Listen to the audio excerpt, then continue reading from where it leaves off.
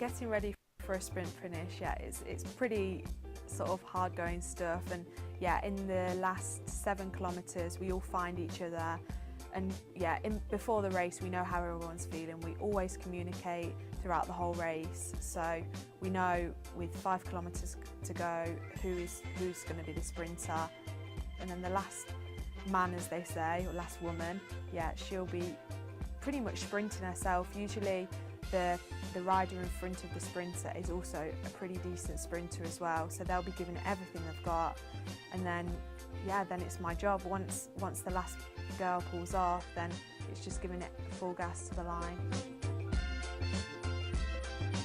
It's always hard to know when to sprint because there's totally different conditions going on. You've got to look at the weather. If you've got a headwind, then you don't want to go too early, you want to leave it as late as possible.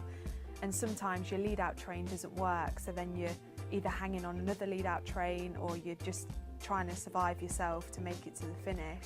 So all these different sort of circumstances, yeah, you have to sort of play it air, but also you have a set plan. One sort of main thing about sprinting is just don't go too early.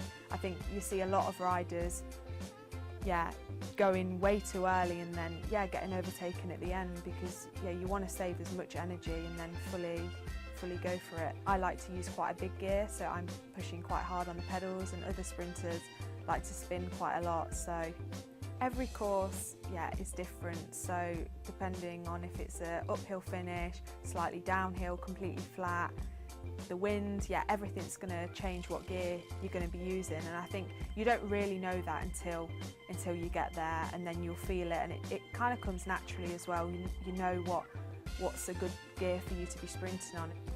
I don't think there is a certain body position that you'd call a sprinter, because Mark Cavendish is so small, but then Marcel Kittel is complete opposite and such a big guy. So I think you've just got to work with sort of what you are and what you've got.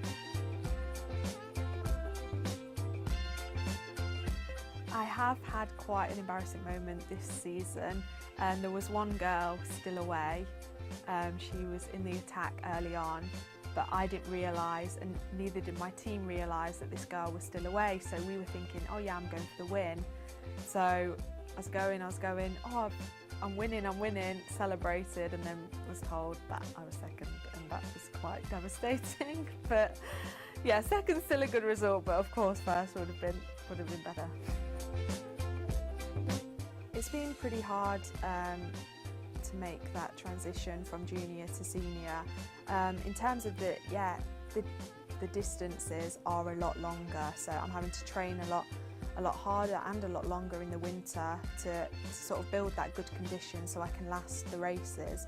And for me it's so important to be as fresh as possible at the end of the finish, because I need to sprint. So that's been something that I've really had to sort of really work on, actually, to make sure that I'm as fresh as I can be at the finish. And yeah, of course the pace is a lot higher than it was in the juniors.